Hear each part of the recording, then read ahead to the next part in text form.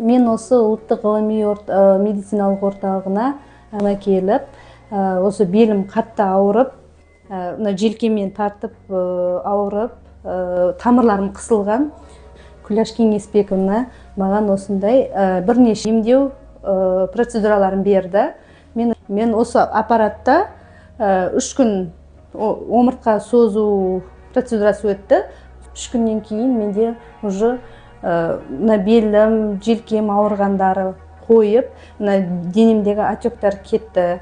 Мен жақсы ем алдым. Тағы да қосымша массаждар берді.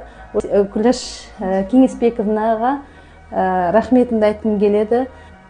Құрметті достар, егер сізді бел омыртқаңыз ауырып, мазаңызды кетіріп жүрсе, оны кейінге шегінбей, біздің орталыққа келіп, дәрігер-реабилитологтың толық кеңесін алып, ем-дом алуларыңызға болады.